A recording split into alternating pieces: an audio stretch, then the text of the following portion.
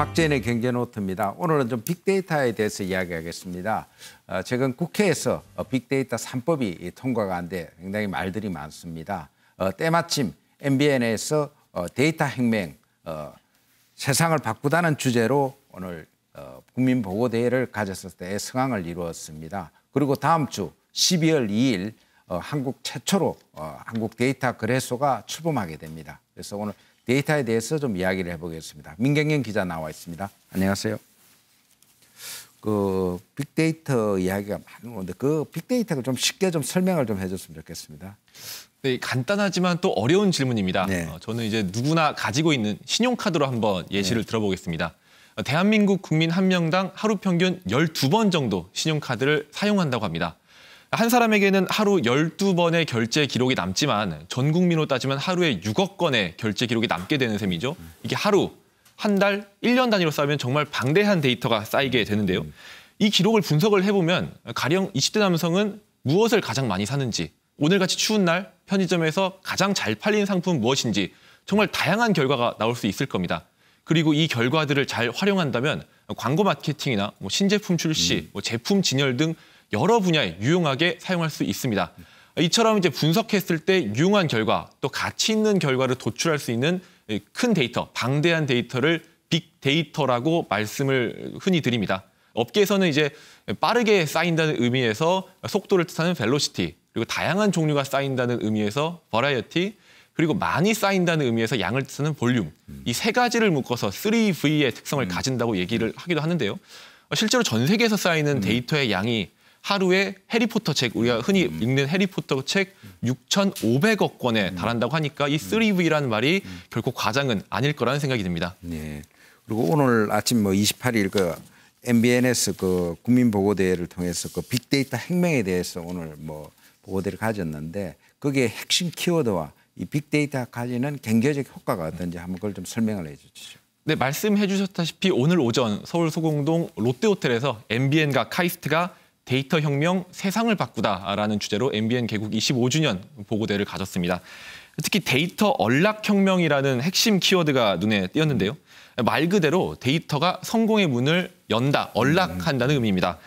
이게 어떤 의미냐면은 이제 한 통계에 따르면 빅데이터의 활용을 잘 한다면은 세계 경제가 1.2%포인트나 추가 성장한다는 연구 결과도 있고요.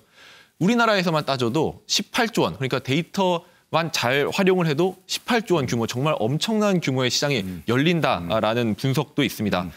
정말 이제 미래 번영을 위해서 데이터가 핵심 열쇠 역할을 한다. 그러니까 데이터로 미래의 성공을 언락해야 한다. 이런 의미에서 데이터 언락혁명이라는 주제를 다뤘고요.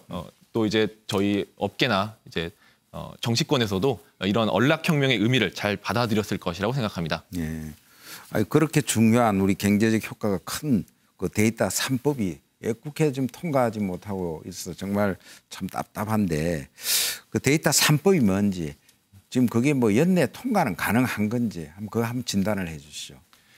네, 개인정보보호법 개정안, 그리고 정보통신망법 개정안, 그리고 신용정보법 개정안, 이 세 가지를 묶어서 데이터 3법이라고 합니다.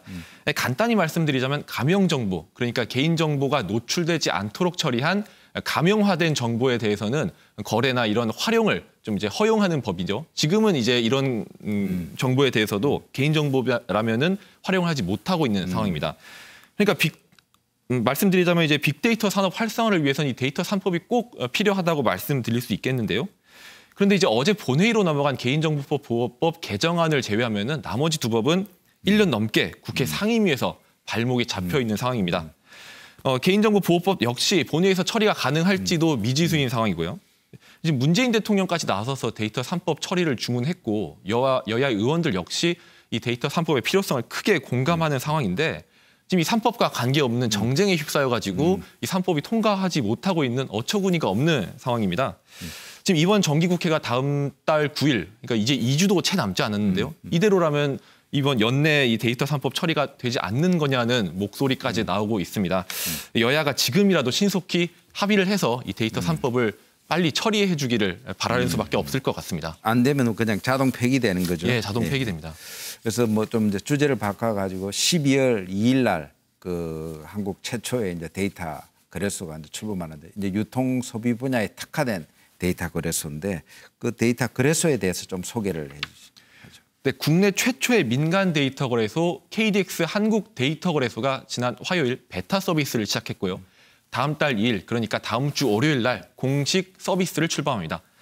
말 그대로 빅데이터를 거래하는 마켓플레이스인데요. 저희 MBN뿐만 아니라 삼성카드, CJ 올리브네트워크스, SK텔레콤, SK플래닛, 웰컴 F&D, GS 리테일 등 17개 기업이 과학기술정보통신부와 협력해 만들어낸 결과입니다. 참여 기업 면면을 이렇게 보시면 아시겠지만 신용카드 사용 데이터라든지 뭐 통신 데이터, 편의점 데이터, 뭐 영상 데이터, 부동산 데이터 등 정말 17개사가 보유한 방대한 데이터가 이 거래소에서 거래가 될 예정입니다. 또한 이 데이터들을 날 것 그대로 이제 판매하는 것이 아니고 융합 가공해서 중소기업이나 창업자들에게 정말 필요한 데이터 기반의 컨설팅 등 뭐 각종 서비스를 제공한다는 계획도 가지고 있습니다. 다음 달 2일부터 kdx.kr에 접속하셔서 회원 가입을 하시면 기업이나 개인 어느 누구라도 자유롭게 데이터를 판매하고 사실 수 있습니다. 네. 그렇게 중요한 데이터 거래소 설립이 좀 너무 늦은 것 같아요. 우리 해외에서는 지금 데이터 거래소 이런 게 어떤 상황이에요? 근데 전 세계적으로 이런 데이터 거래소의 수는 4,000곳에 달합니다. 특히 미국이나 유럽, 중국에 많이 집중이 돼 있는데요. 이곳에서 이루어지는 데이터 거래 규모가 무려 지난해에만 200조 원에 달했다고 합니다. 여기서 그치지 않고 그 규모가 매년 11%씩 성장할 것으로 예측된다고 하니까 그야말로 황금알을 낳는 거위라고 할 수 있겠는데요. 이제 우리나라도 지금 KDX 데이터 거래소가 이제 처음 첫 발을 내딛었고 이제 다른 민간 데이터 거래소들도 오픈을 준비한다고 하니까 이제 앞으로 저희 우리나라도 이 데이터 시장에 참여해서 이제 부를 거머쥘 수 있을지 한번 지켜봐야 할 것 같습니다. 예. 민 기자 오늘 뭐 좋은 말씀 감사합니다. 감사합니다. 예, 지금까지 민경영 기자와 함께 한국의 빅데이터 산업에 대해서 알아봤습니다. 박재인의 경제유튜브였습니다.